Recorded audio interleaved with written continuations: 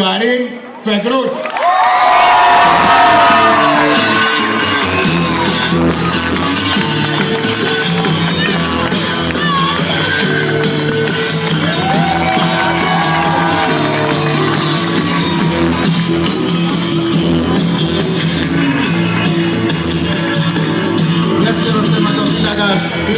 Δεύτερος στη σειρά τερματοφύλακας, ενώ στη λίστα. Δεν ξέρω ποιος θα είναι πρώτος ή δεύτερος, δεν ξέρω εγώ το προπονητής. Φρανσίσκο Ρομέρο.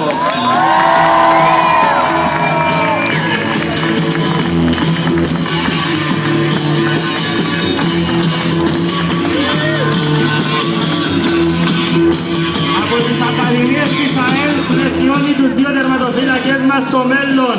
Φύλακας Άγγελος Γεωργιού.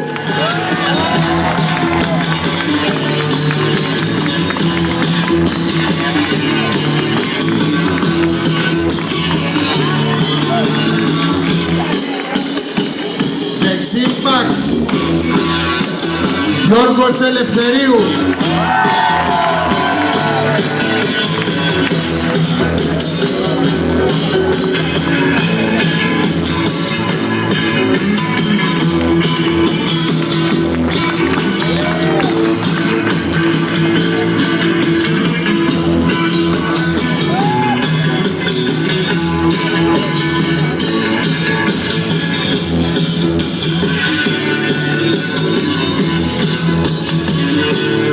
Μεσοεπιθετικός Ανδρέας Σταύρου. Καλώς όρισες, του πάει πολύ το κίτρινο, Ανδρέα. Δεν του πάει το κίτρινο του Ανδρέα.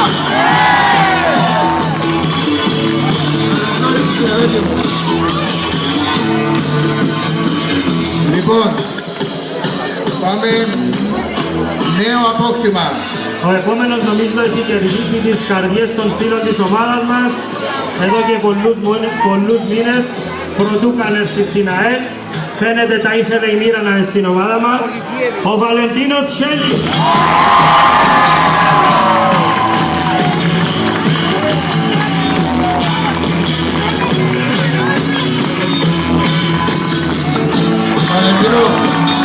Βαλεντίνο, καλώς όρισες και σε ευχαριστούμε πολύ για ό,τι έκανες εκείνη τη μέρα. Θα το ξεχάσουμε ποτέ. Ποτέ.